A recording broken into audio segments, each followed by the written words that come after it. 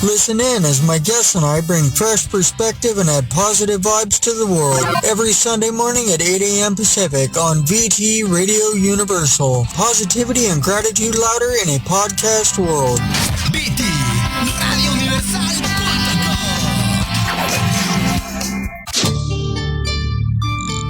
Little fellows, do you like adventures or maybe fantasy? Have you ever wondered what animals think or maybe what it's like to live somewhere else? If you said yes to any of these questions, then this is the right show for you.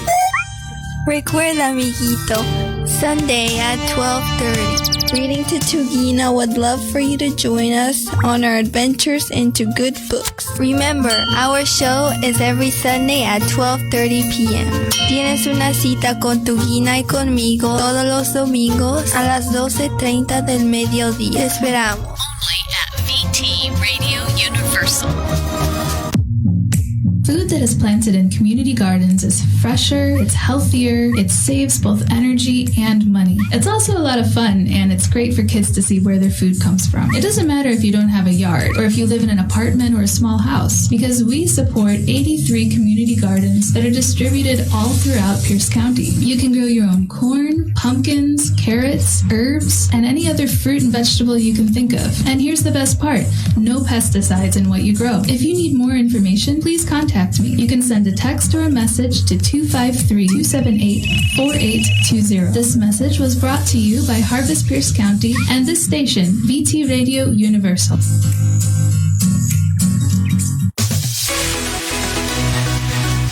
I'm Sonda Swanberg, Master Certified Health Coach and owner of Invincible Health and Wellness in Lakewood, Washington, who specializes in helping those with inflammatory diseases learn how to manage their disease instead of letting their disease manage them. Join me Saturdays at 11 a.m. and learn how you can live an invincible life through nutrition, exercise, lifestyle, and a positive attitude. Saturdays at 11 a.m. at VT Radio Universal.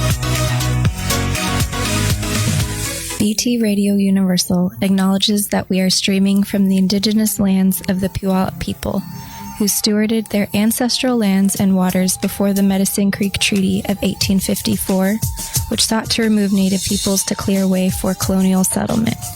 It is important as settlers here, aspiring to care for this place and to call it home, that we acknowledge and send gratitude to the Puyallup tribe of Indians, who continue to be leaders for justice in our community today. VT Radio Universal.com.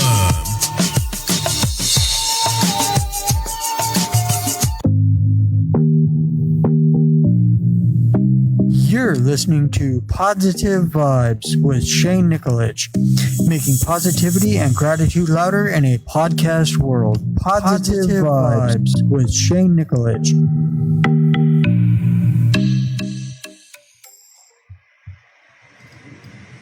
And good morning. Welcome to another edition of Too Strong to Go Wrong with my roommate Rico and myself, Shane. Good morning, Shane. Morning, Rico. Well, first of all, I want to apologize. I missed last Sunday. I want to apologize to you and our producers as well, and our people that listen.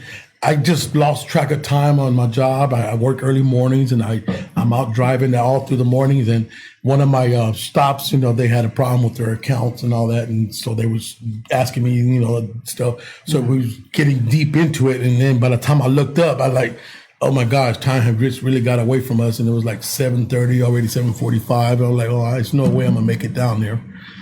So, I felt bad, and I didn't have the other guy's number, not to text him or let him know, hey, I'm not going to make it in, because I totally forgot that you weren't going to be here neither. You was going out of town or doing some kind of event or something, right? Yeah, I forget what I did last Sunday. I wasn't here either. Oh shoot. I don't know. It was a week ago. I can't remember. Well, but like I said, I felt bad about it. I'm sorry about that. But the main thing now is that we are here. Yeah, we're here. And good morning, everybody. Good morning, everybody out there. It's a beautiful morning so far. The sun's up. What's the temperature like going to be today? This was a little while ago. Let me see here. It's actually 57 right now in Tacoma. Yeah. And I looked at the forecast earlier, and it looked like, I think it was going to be like 74 or 75. It looks today. beautiful out this morning. Yeah. Beautiful day to go run. What you do all the time, Shane, is go run. Oh yeah, got a half marathon in yesterday. Oh wow, half marathon. Well, virtual. Okay. I'm doing a virtual marathon, the Marathon to Athens. Okay. Virtual marathon, and it. I was out there running yesterday at Point Defiance. Well, actually, Ruston Way, and then I went back up to Point Defiance. Right. And, it was like I pulled up to Point Defiance, got out of my car, didn't realize it, but I had parked right next to one of my friend's rigs. Right. Fellow runner, and he's like, him and these two ladies that he was running with, they came running up at that moment when I pulled up, and I'm like, I got out and, hey guys, how you doing? Anyway, they were in the midst of a 20-mile run, so I'm like, well, you got 6.5 to the end. Do you mind if I join you? So my first 6.5 were with them down Ruston Way and back, and wow. And then I'm like out on my own, and I sort of slowed down because I had been running pretty fast with them. Slowed down, and I'm just like, nope, I was started out too fast. I'm hurting, and I don't know. My gut's been hurting. I got a kidney stone, or my abs hurting. I don't know what's going on. Oh man! And at any rate, yeah, I was just hurting to beat the band, and I decided to call it quits. Got back to my car. 13.33 miles was what I ran yesterday. Oh wow, good. Yeah. Well, maybe you should your gut and all that. Maybe talking about that, you should get in touch with that lady that does a show at 11 o'clock, Sonda.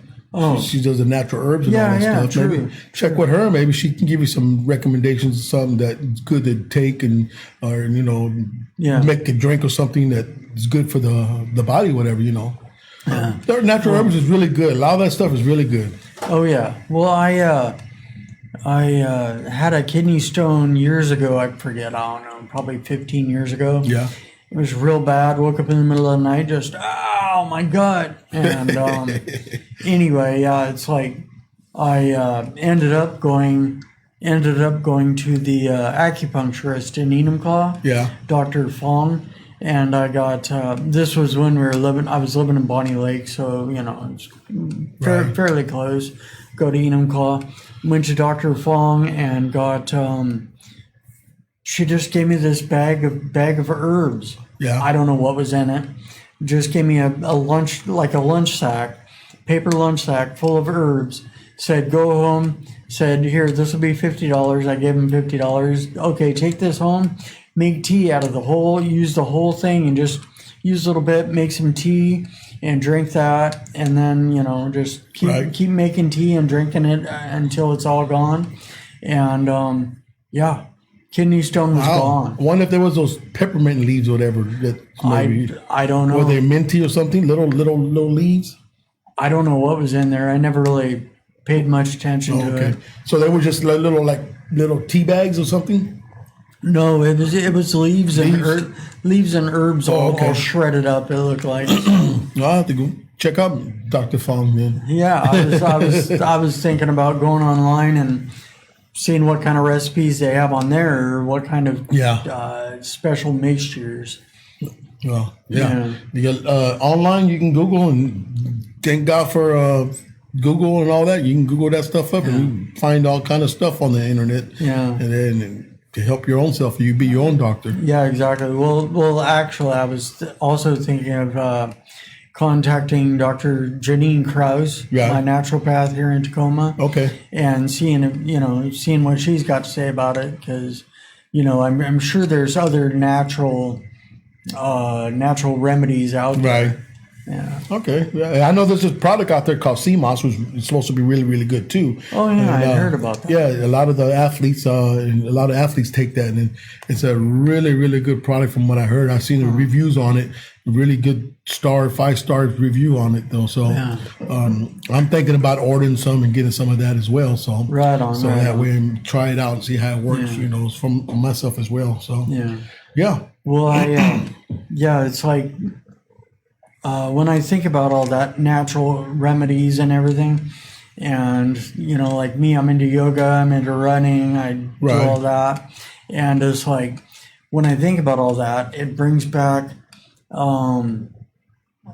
just stuff I've read over the years about how if basically if we act as our own doctors, if we're taking care of our own bodies as well as we can, Right. and achieving the best health we can, then there's little need to go see an actual doctor and get medication and all that. Right. So, Right.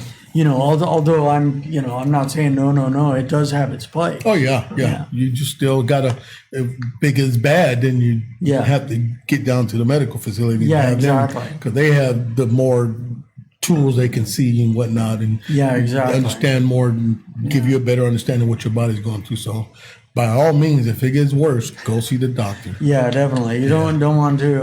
It's like with this possible kidney stone that I Right. have. It's like it hurts when I'm running, shaking it around, but it's like right now it doesn't. I can't Right. even feel it, and so it's like I don't know what's going on exactly, but I'm gonna do what I can do to try and eliminate the situation, make it better. And if not, then I will go see a doctor, of course, get an X-ray or whatever. And see Most what's definitely. up. Most definitely. Yeah. Yeah. Yeah. But other than that, I mean, everything else been looking pretty bright. Staying busy, Yeah. working. Thankful and blessed that I'm still working. Got a job. Oh yeah. Yeah, Definitely. Got to be grateful for that these days. So many people And out of work. and then at the same token, I like paying attention to the news and all that, and I pay attention to the news for so many reasons because I want to know what's going on out there as well. I want to have facts and all that as well that I can speak on. For me, a lot of the stuff that I watched is mostly news that reflecting towards, because I always want to be well prepared when it comes down to the culture life, because, the way I grew up in the culture in the city of in LA, California, Carson, California, growing up in the hood life in layman's terms, growing up in the gang life, and with gang members and all that, I try to stay up on everything that goes on out there because it's good to know and be knowledgeable with the stuff that's happening. And it's sad right now that we're losing a lot of young men out there right now along with the gang violence, and as well as in the industry of the rap music industry. Rap music is beautiful music. People rap about their life. They speak about what they've been through. Some of them is real, some of them is not. And so, but there was a young man that ended up just got killed up in California.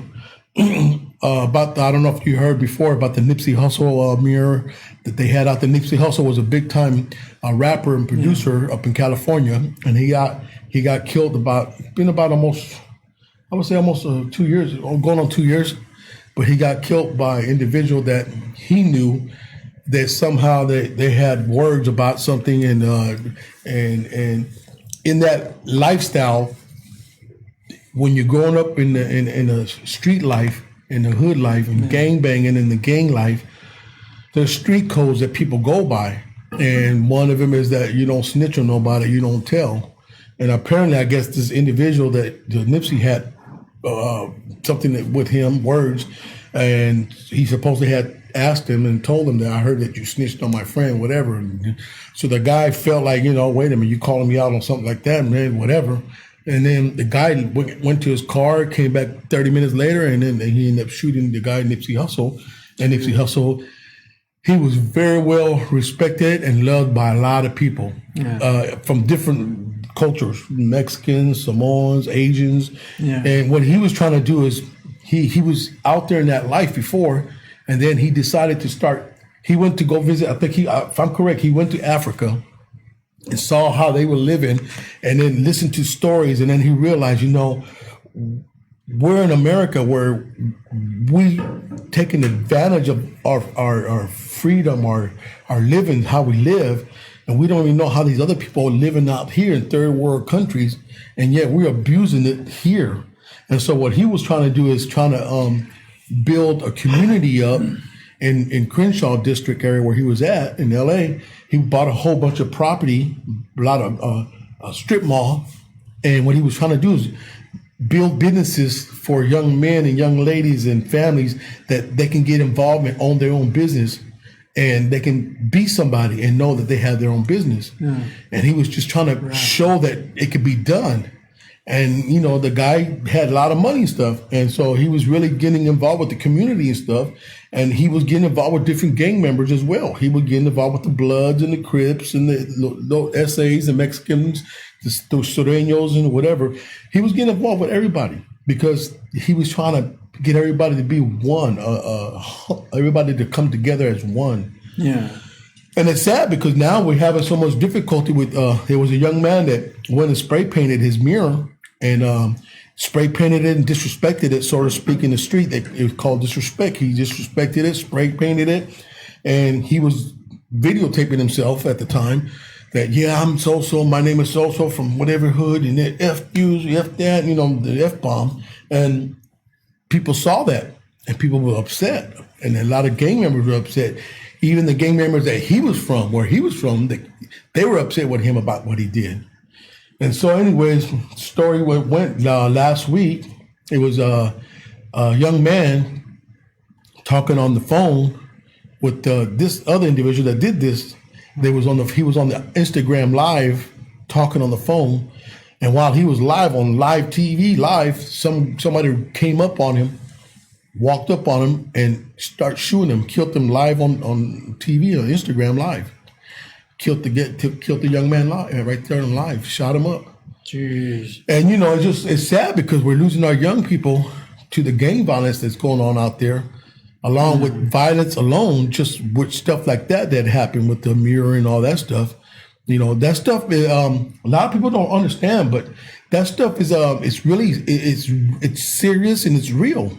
Yeah. People take that very serious. It's like you having a new car and you pull up at your house and your neighbor sees you have a new car, and your neighbor doesn't like you now because because he got a new car, he's all that, whatever. His car is ugly anyways. I don't care. I don't like his new car anyways. And all of a sudden, the neighbor comes one day and walks by and scratches your car.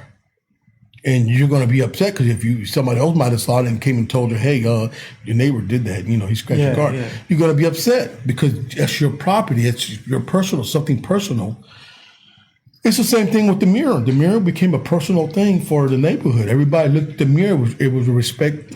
When he died, people took time out to draw this mirror in this big old wall, and they drew mirrors all over about him here and there.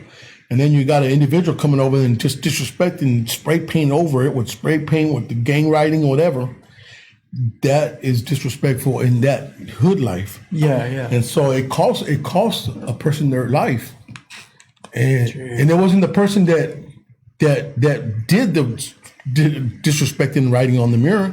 It was a friend of his that got killed behind him. Oh, geez. So this individual got killed really for nothing other than, he was running his mouth talking crazy, but he really got killed behind another individual that he's the one the main problem. He's the one that caused the cancer, so to speak, of the situation. So, I shared that story because it's going on daily.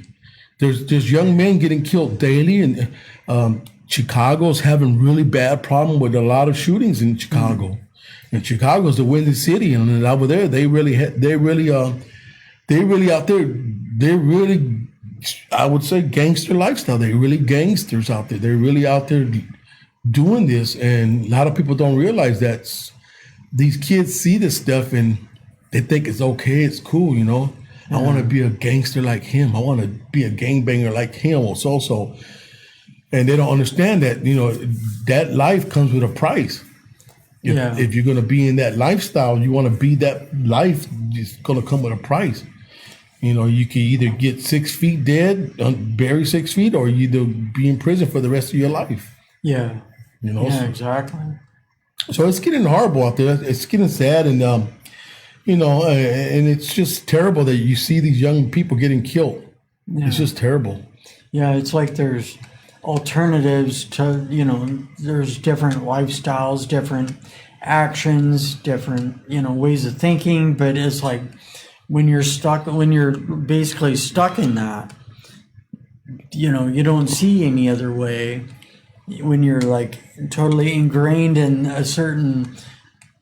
a certain path or a certain journey, then you can't see any other ways of doing things. So right, it's sort of stuck in that.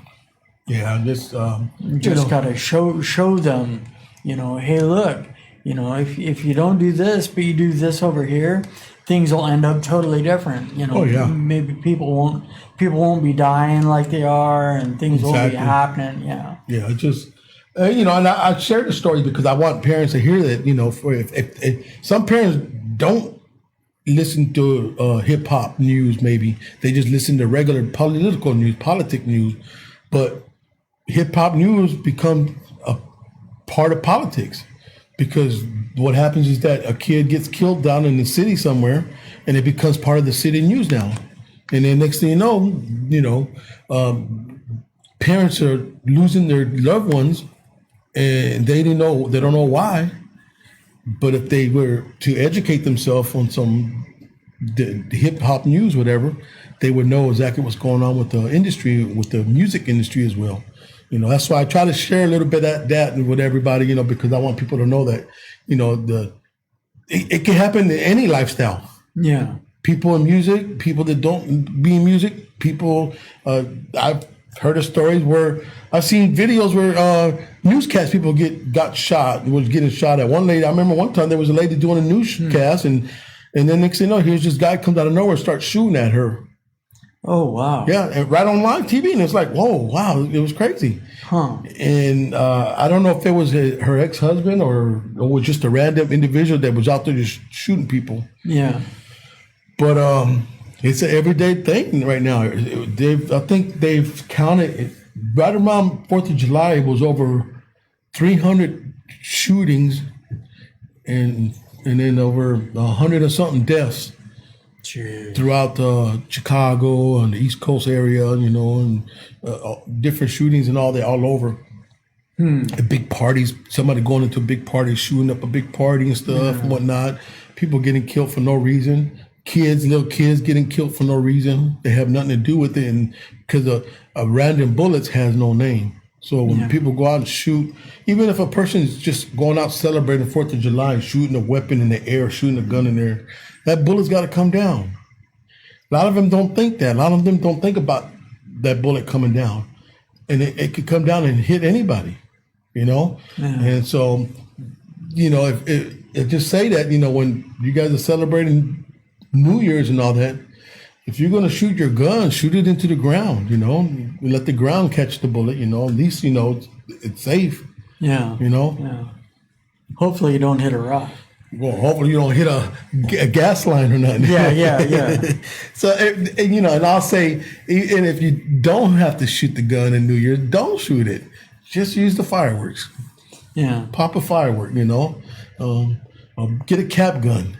Yeah, there you go, cap gun. Get a cap gun and get a starter gun, for when the marathon starter guns, get one of those, It's, but, other than that, everything else is going good. Everything else looking good.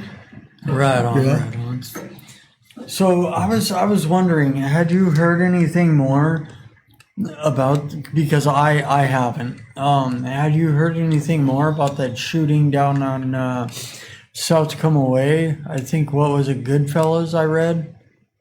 Oh, I don't know. It was like a month ago. Oh, the maybe? one about a month ago down the street from us almost? Yeah. I really didn't get no more wind of it. I really haven't heard much more on that. Yeah, I hadn't heard anything either. I mean, I just remember there was 2 bodies shot, 2 people dead, and people saw it and drove by, and then they was like even surprised as well, you know. And That's crazy. I was down by from our house. Remember there's a new family, Samoan family, that moved down the street from us in the corner house. Yeah. And yesterday I was sitting down watching TV, and then I heard a lot of commotion. I opened the door, and the Samoan guys were out there arguing with the neighbor across the way on that side. And I mean, they were arguing. They was going at it. And then, I mean, I thought somebody was going to get shot or something because they were just, it was something to do, parking situations. The guy, family parked in their parking spot or something. And that is how I say one thing, that Samoan family is a big family over there. It's like at least, I would say at least about 10, 12 people in that house living there.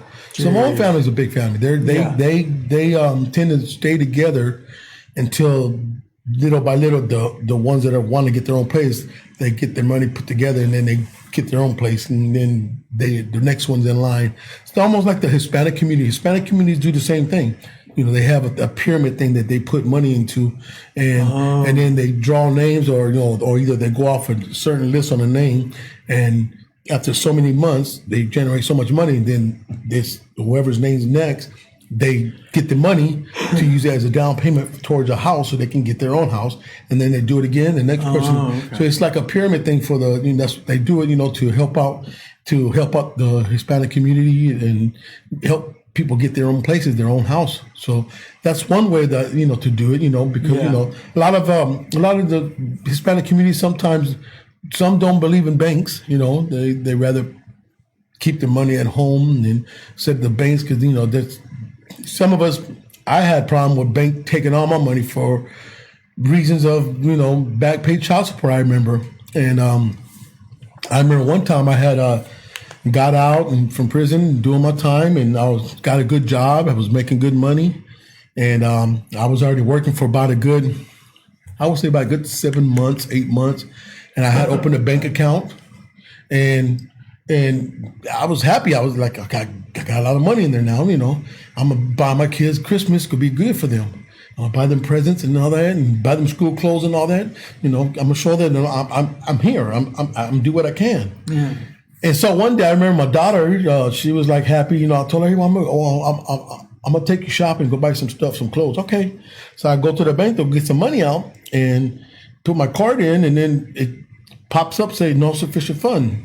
I'm like, okay, let me go in here, because I know I just say I always keep my receipt in my wallet. So I got a receipt in my wallet. Let me go show them. I just deposit money in here last week, and I had this much in there. So I went in there and asked them, hey, I just want to try to get some money out. And they looked over, let's look. And they looked. So, well, no, what happened? It looked like the government came and took your money out, I said, what do you mean took my money out? Well, it looked like it was back wages, child support, whatever. And I was flabbergasted. I was confused. I'm like, okay, this is my bank account. I'm banking with you guys. And you guys allowed some entity to come take my money out of your bank that I'm putting in here because you guys are supposed to secure my money. Yeah. And they were like, well, we couldn't do nothing about it. I said, that don't make no sense. So to this day, I really don't like banking. I refuse to bank because, that's one thing that really made me feel like I was taken advantage of. Yeah. And so it really hurt me. I know banks are here for a purpose and a reason. I understand that it's a business. But at the same time, I believe in my heart that they shouldn't allow an entity to take your money without your permission. Yeah. And that I was never even told. Like I said, I went there and unexpectedly and then found out on my own and went in there, and I was really upset. Huh. I was really mad. So I thank God that I was at that time just getting to find out about myself, how to deal with my anger. Yeah. So I had to, deep down and breathe and okay, don't let it get to you. Just now you don't put your money in the bank. Yeah. Huh. Well, you know, yeah, it would be nice, you know, if it would have been nice if they would have come at you and been, you know, if they would have come to you and been like, excuse me, you know, Mr. Leslie, I would, you know, appreciate it if you paid this money and, you know, since you owe it and everything, and instead of just, you know, taking it all. Yeah, you know, I'd never, to this day, I'd never had a meeting with the bank manager there. I wanted to have a meeting with them and find out why. And then at that time, I was, like I said, I just was out of prison already. Just that time, I was out, like I said, 7 months. So who am I, you know, to question them? And then they would always look down on me because, you know, they would, you know, well, where you used to bank at, or how long you been banking with us, and you never banked before, or how long you have this job, and then, you know, if I'd say, well, no, I just got out of prison, and then they look down at you like, oh, prison, okay, that explains, that he deserved to get his money taken, you know, and then that just make me more mad. So I just kind of like left it alone, kind of, you know, I just like, well, you know, fine, let's leave it alone. And so I moved on, but like I said, I really don't. I mean, I hate to say it, and I don't mean it in a bad way. I just don't really care for banks, you know. I mean, I know, like I said, I know they're there for a reason, and and I know if I hit the lottery and I won a lot of money, I would care for banks because they would have to take care of my money because they're going to make money off of my money. So I understand their purpose. So yeah, banks are there for a reason. So but I just don't have that kind of money to put in there. Right on. Oh yeah, it seems like, I forget where I heard it. It might have been you saying something about it, but it seems like I heard something about recently, maybe in the past day or two, a Law and Order actor. Yeah, that was being in the news. Yeah, the guy from that plays in Law and Order, the African American black guy in there. I forgot his name, but he was indicted for some murders, a murder charge. Oh wow! Yeah, and when I read the article, it said something to the effect that he shot at the individual like 11 times or something. Oh, and he's looking at 25 to life. Jeez. And he played a Law and Order. There's a movie, Law and Order and stuff. I'm like, wow. So he's gonna get a different view of the real Law and Order now because the other side of it. That is just, you know, when you see actors get caught up in something like that, you kind of say to yourself, why? You know, why would you do that? You know. Why would you put yourself in that situation? Yeah. And we see that daily. I mean, you know, we saw with the football situation, you know, the Richard Sherman, you know, I got him in prayer. He's a good person. We just don't know what went wrong. And he just flipped out, and his wife had played the 911 thing on Facebook and put it out there, and you hear the 911 call, and it's just crazy stuff, you know. Jeez. She made it sound like he was a monster or whatever, and it's sad because watching the video, they had the video up. You could see him; he was trying to break down the door at his father-in-law's house, whatever. Huh. And you see that, and you think to yourself, why are you doing this? You're a well-respected football player. Why? Yeah. And we don't know the reasons why. We just know that it happened. It was on national TV. They showing it on TV on the news. So when they show it on the news, it's your business is out there. So, you know, it's just crazy that, you know, you have people like that are well respected and they do stupid stuff, and then you just think to yourself, why? You know, you got all this money and stuff. You shouldn't be doing that. But, you know, one thing I always seen is that you can have all the money in the world, you could be rich and all that, and you still won't be happy.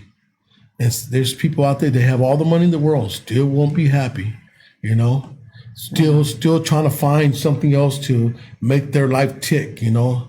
So, you know, it's just crazy that, you know, stuff like that just happens on a daily basis. Yeah, it's like, when I was, you know, real young, I noticed, you know, when I was real young, I like, I don't know, idolized or looked up to, you know, these actors and actresses and musicians and all that. And, and then it's like, as I got older, I started, maybe it's like it just started happening, although I'm sure it had been happening before, but, it's like I started noticing and taking note anyway that, these people were just like anyone else, Right. and they were fighting and shooting and committing crimes and everything. And it's like, okay, wait a minute. Why am I looking, idolizing or looking up to these people anyway? Look at what they're doing, Sure, they do, they're a good actor on the show, but, in real life, it's like, it ain't like that. Yeah, I mean, I remember there's one show, called Prison Break. And there was I forgot the kid's name, but he was a scroungy little white kid that used to be on it, played on it.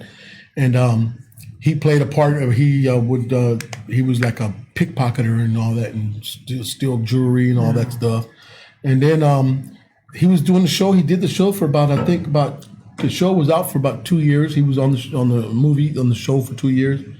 And then one day I've seen him in the news that he was going to prison for murder. Whoa. Yeah, and I was like, whoa. Huh. And he actually played a part of a going to prison in the show. Now he's in prison, in real prison now. So it's like, it just kind of makes you think, wow, what we don't know what really goes on with their mindset. What does that playing that part in the show affects an individual person to then want to become that bad boy mentality and go to really prison for real? I don't know. Yeah, I don't know. Maybe, because for me, when I went to prison, I mean, it was scary. Yeah, it was scary, but at the same time, you do get that persona, bad boy persona. Yeah. I'm a bad boy now. Everybody's gonna look at me as a bad boy, up in the prison. But at the same time, it could be a two-edged sword on that. Some people could look at you in the good way. Some people could look at you like, oh, he's a bad person. I don't want my son hanging around. Or I don't want my daughter dating him. So it was a double-edged sword on that. And I whenever I talk about it to people, I talk about it because I share that. I want them to know that they can look at me and say, wow, there's some people I tell that I've done time in prison, and they look at me like, wow, Rico, we would have never known. You don't carry yourself like that. And I'll tell them, I said, well, because, I made a drastic change about how I carried myself and the lifestyle I'm living now. I'm not out here living that fast life, out here hanging out in the streets, running the streets at night and all that, and, hanging out with the homies and stuff, doing stupid stuff. I'm not doing that. Now I'm hanging out with the old guys playing golf, It doesn't get crazy on the golf course, You might have a few crazy moments and stuff, but, it's funny moments that it happens at the golf course. A couple of the elderly guys that I know, one of them was telling me last week, him and his other buddy, they went to go play at Spanaway Classic. And they were back by the 18 hole, and he was by the pond trying to get his ball out, and he saw like a rock where he could put his foot on, and he thought he could put his foot on and lean down. And so when he put his foot on it, it was nothing but a pocket of mud, and he slid into the water, and he fell in the water. And his friend, he was 5 or 10 feet away, ran over there and helped him get out. But his friend said, it was a good thing that he did follow him over there by the pond. He said, because he was going to go and look for his ball first in the woods, and that was like 30 feet away. He wouldn't even seen the guy. And the old guy, he said, well, I'm glad you was there, because I was panicking, and I probably would have drowned in the pond. And I was like, wow, man, it's a good thing your buddy was there, man. Save your old self up. You couldn't even swim. I said, you should have had your panic button. Hit your panic button, If I've fallen, I can't get up. Yeah. But yeah, it's a lot of characters that I meet at the golf course, elderly individuals, and I have good conversations with them all the time. Always talking about some good stuff, and I always share my stories with them, and they always, let me know that, thank you for contributing back, giving back to your community. Thank you for helping out people and stuff, and understand that lifestyle, and understand what it's like to be there, and to share it with our young people so they won't have to go there, And that's my whole purpose. And whenever I do share my stories and stuff, I share them because I want a parent to hear this. I want a mom or a dad out there, or a big brother, or even a little brother, to hear that, you know, my story is real. I've been there. I've done time, you know, and it's not Hollywood. It's not like Hollywood shows it on TV and all that. In prison, things really happen, you know. I've seen guys get their face cut open with a tuna can top. Oh, you know, I've seen guys get stabbed with a pencil. I've seen guys get hit in the head with 3D batteries in a sock, and or they call it lock in the sock. They get the locker. They got locker. Everybody gets lockers when you're in the camp setup, and they got lockers with your own lock. Well, some of the guys get their lock off and put it in the sock, and they hit you upside the head with that, and then it'll crack your skull. It'll bust you open. I've seen a guy get hit with the batteries, 3 batteries in the sock. And it was a little guy that hit him. This guy didn't weigh but he was probably 105, 110, and 115 pounds when he was wet. Yeah. And but he was a little guy, and him and that other guy got into an argument or whatever, and I guess he owed the guy dominoes. He was playing dominoes with him, and he owed him like 10 soups. And so the guy wanted his soups now, and he was telling him, I can't give it to you now. I'll give it to you when I go to the store, because I need those soups. Those are my food. I need to eat. And the guy's like, no, this is why we bet. We bet now. I want my stuff now. And he's like, I'm not giving you. So they got into an argument, and the dude punched the guy, the little guy, and the little guy fell back. And, oh, okay. And I know the guy, you know, I know who he was. And I'm like, oh, man. And, okay, you want to be crazy? Okay. So he left, and the guy was still playing dominoes. And I'm watching up from my bunk area where I'm sleep at. I'm up at the top tier, and I'm watching the little guy go to his locker, and I'm watching him like, and then I see him grab batteries out from the back of his radio, puts it in the sock. I see he knocks the sock up, he swirls it around, make sure it's good. Okay. Then I see him walk back out, and he's walking around the whole tier upstairs, and he comes down the backside, and I'm like, oh my God, he's gonna really do this. Yeah. And I can't say nothing, because if I say something, if I yell like, hey man, watch out, man, I became a snitch. I snitched them. So I just, that's their business. Yeah, if you say something, then you're going to be the next one to get hit with a sock. I'm the next one in line, Yeah. and I'd be nobody's going to hit me in the head with a lock in the sock. But anyways, the little guy walked up behind the guy, and he hit that guy in the head. Boom. And the guy, he didn't think nothing of it. When he got hit, like, oh man, and just grabbed the little guy, and he punched him a few times, threw him on the ground. But by the time he went to go do it again, just blood started gushing out of his head. Oh, man. And the little guy started, oh, see, that's what you get. I told you I'd come back. He had an accent because he was Belizean. See, I told you I'd come back. And he was like a Tony Montana. I told you I'd come back. Are you messing with me? I don't play, okay? You know, and they both went to the hole. He went to the medical first, and they both went to the hole. And so, you know, I've seen stuff like that. And then, so when I share the story, I share them because I want young people to know that it's prevalent, it's real. Yeah. This stuff is real. It's not fake. It's real stuff that happens in there.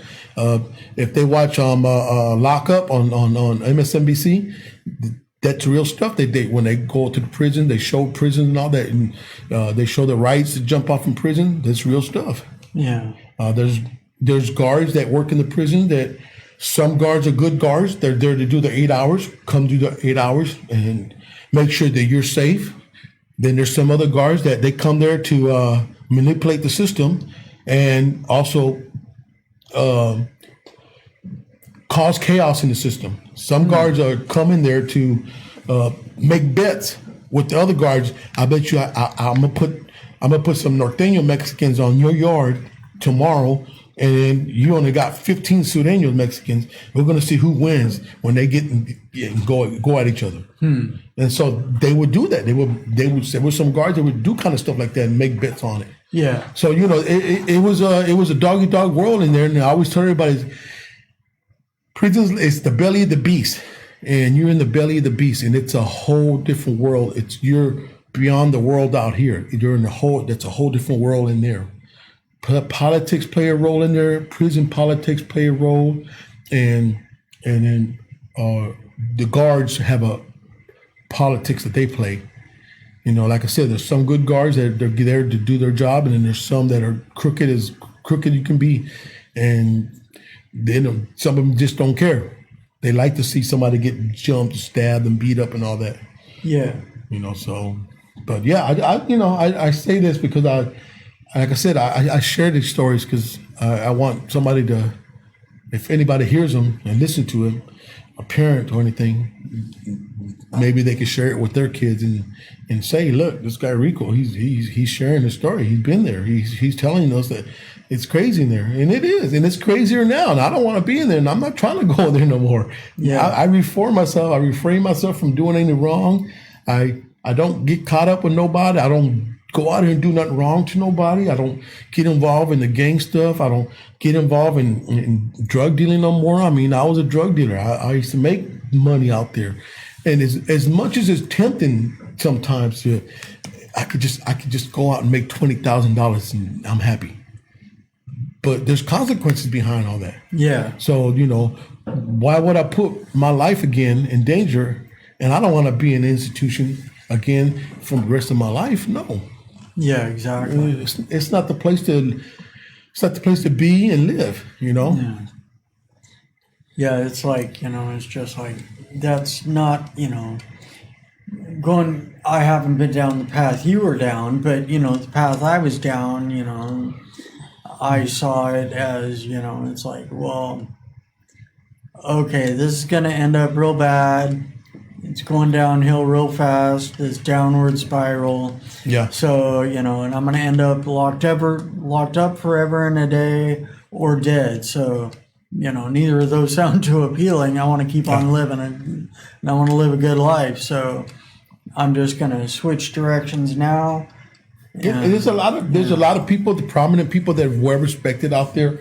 Let's take, for instance, Robert Downey Jr. Yeah. When I was in the LA County Jail, he had to happen to come to jail when he was on drugs. He was on dope. He got busted for something. He breaking and entering somewhere, and so he came to jail. And everybody heard Robert Downey Jr. you know coming to jail, man. You know, yeah, he's gonna be in here, whatever. So when he got in there, they put him in a big old dorm setting, and a couple of people seen him, and they recognize, oh, it's Robert. What's up, man? You know, and now they're gonna be plotting. He's got money. He's a movie star. Let's extort him. And so he knew that was gonna come with the territory. Kind of, I guess, in his head, he probably thought about, okay, you know what? They're gonna try to extort me, but I'm gonna do something good for everybody here. He noticed that the TVs they had in the county jail were the old big TVs. They're old big heavy ones, and they weren't working good. They were all messed up and whatever. Mm-hmm. So he called on phone and called his people and said, "Hey, I need." I think he sent like 200 flat screen TVs. He said, "I need 200 flat screen TVs, like 15-inch or whatever, 20-inch TVs. I need them all sent to the LA County Jail, brand new." And he paid for them. And he had them all sent to the county jail, LA County Jail. The truck backed up, they said, and here's, you guys got to load, you guys got delivery, what? TVs. Yeah. Well, who? That's paid for, being delivered here. And then the police officers found out it was Robert Downey Jr. that sent all these TVs for all the dorms and all that to have decent TVs. And everybody in the dorms, all the inmates were all happy. Oh, man, Robert Downey Jr., the man, yeah. So he gained their respect. Yeah. So where the ones that were going to plot on him, they were like, you know, he's cool dude, man. Look what he did that for us, man. Wow, we can't do him like that. And he kind of earned his way, you know, to be respected in there. Yeah. So it was just crazy that, you know, he did that, and you know, and I was just like, wow, man, that's crazy. I mean, you got some movie stars that been to prison and stuff that got out and became movie stars. Danny Trujillo did a lot of time in prison. Mr. Machete, and Spy Kids, the Mexican guy. Yeah. He did about over 15, 20 years in prison time. Yeah. And look at where he at now. He got a lucky break. Doing scaffolding, but his parole officer got him a job at scaffolding place, building the stage crew and all that. And they told him, don't do nothing bad, just do good. And it's a good paying job, don't mess it up. And he was like, yeah, okay, whatever. And then he was like, he thought he was the guy that gave him a ride, the boss guy. He's like, he looked at the boss guy and he was like, well, he got a nice watch on and got some nice suit and alligator shoes. I'm going to take his suit. I'm going to take his watch. I'm going to take his wallet. Go get me your fix, man. That's what he was saying. That's what he said he was going to do. Yeah. And all of a sudden, he was at a set. They were doing a set and the movie shoot.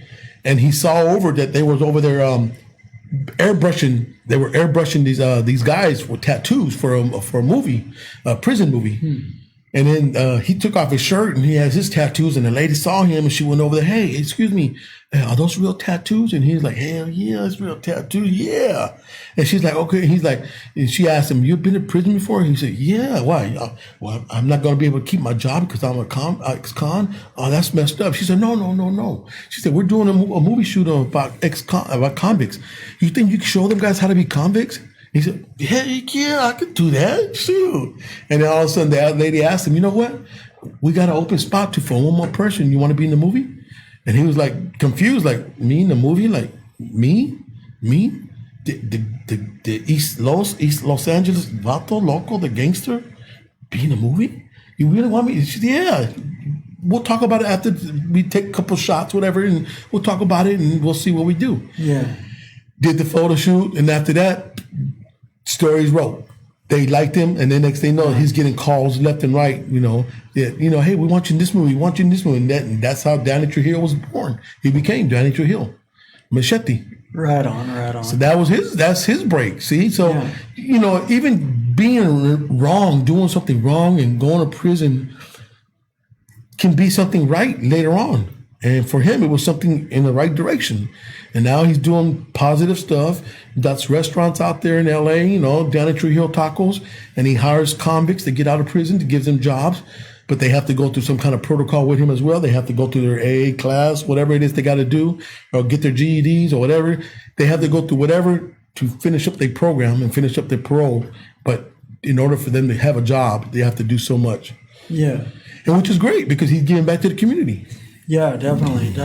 So it's like, me having an alternative, to that negative bad life, right? That you're living before. Now, basically doing a 180 and going in the good direction. Well, and then you got Martha Stewart. Yeah. I mean, she went to prison, federal prison, and all that and stuff, and.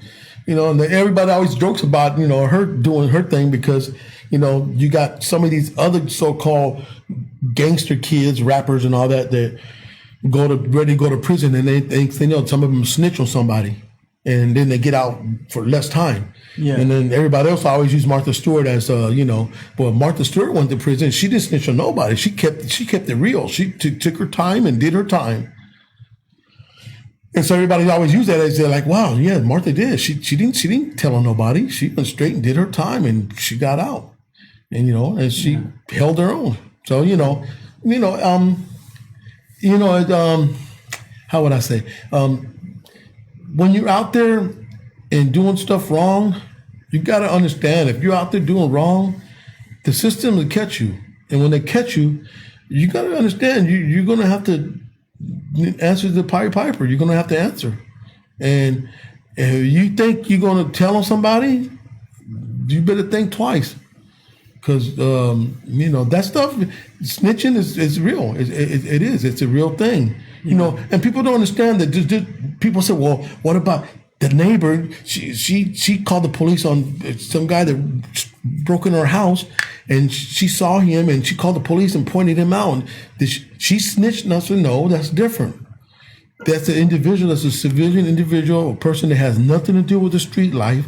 She got violated by somebody violating her private property and broke into her place. She has every right, if she saw an individual, saw his face, and she has every right, or he has every right, whichever one, to point him out to the police and say, he's the one that broke into my house. Yeah, because that person's not out there in that lifestyle. There's a difference between that. It'd be different if dude somebody came, they just say I was still in the gang banging. Somebody came to my house, and the gang member, and then came to my house and came over there and shot me and stole stuff from me. Yeah, that'd be totally. And then I called the police. Hey, the so T-Rock from so Hood came to my house and shot me and took some stuff from my house. That is called, then they will consider that, the Hood would consider that I snitched. Because I'm a Hood, I'm a gangster. We have protocols. If another dude from the Hood came to my house and we took something from me or shot me, then things that I'm gonna get you. I got you. That's how we used to live. That's how we used to do things. Yeah. I'll get you. We're gonna get you. My homies will get you. Whatever. And that's just how it was back in the days. But nowadays it's just so different and stuff. And a lot of people don't understand that. If you live in that life and you decide to tell on somebody, you're gonna pay the price. Somewhere along the line, you'll pay a price on it because it comes with the territory. Yeah. Yeah, definitely. Yeah, it's like that. Yeah, just snitching. You don't want to do that because then you'll just end up in a worse place than you are right now. It may seem like an okay idea or even a good idea at the time, but then it's like, if you think about it, it's like, okay, wait, do I really want to do this and have that person angry at me, coming at me? It's like, yeah. Like I said, it's choices that individuals make. yeah, So young man or young lady out there, if you out there hanging out with the crowd of people that are gang members and all that, and you're not a gang member and you just like being around them, and if they do something and you happen to be around them and that happens and you get caught with them, you're going to be considered as part of their group. You're guilty. They call it you're guilty by association. yeah, Because you was hanging around with them. You could say, I'm not a gang member with them. I'm just hanging with them. Doesn't matter. Because they did something wrong, it still put you in their category because you was hanging around with them. yeah. So if it was one of them was your boyfriend or girlfriend and you became their driver, hey, I need you to drive us to over here. We're going to take your business. You're now guilty by association because you're part of that. You're being the driver for them because they asked you to drive. Now, in your head, you can say all you want. I was just driving. They didn't tell me what they were going to do. No, you knew what was up. You knew what was they talking about when they said we're going to go take your business. I need you to drive us and wait for us. Yeah. You guilty by association. Yeah. So, definitely. any kids that are in that predicament or in that situation and they hear this here, think about it. Think about it real hard and think about the consequences, Yeah. Well, that's like this guilty, that what you were just talking about, guilty by association. I remember one of my multitude of runaway trips when I was a teenager. One of them, I was running away with one of my buddies, and we were at the store there in Bonnie Lake, and he had mentioned he was going to get something for the road, and I'm like, okay, fine. So I was just wandering around the store. I had no money, so I'm just wandering around the store, and next thing I know, I'm headed back up toward the front, trying to find my buddy, and next thing I know, he's being taken down by 2 or 3 of the store employees, and apparently he had stolen a bunch of stuff, had his coat pockets and just his zipped up coat stuffed with all kinds of items from the store that he was trying to steal. Right. And they were coming after me, so I'm like, what the hey? And so I booked it out the door and ended up running across the road and through the woods because I knew those woods and knew the trail through there. But I ended up going back to this, giving myself up, going back to the store and being arrested for, being an accomplice. So right. it's like, I know about that accomplice. Yeah. And just like I said, you're guilty by association because you was with him. They figured that you had part of it. You was the lookout person. Yeah. Okay, we gotta take a break. We'll be back here in a couple minutes, and so listen to these ads or promos.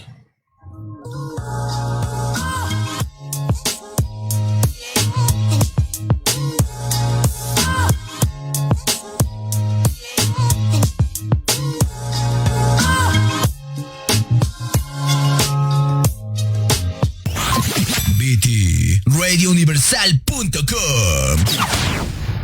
1, 2, get down! Hello out there in Radio Land. My name is Doris Hughes Green, CEO and founder of Divine Divas Ministries out here in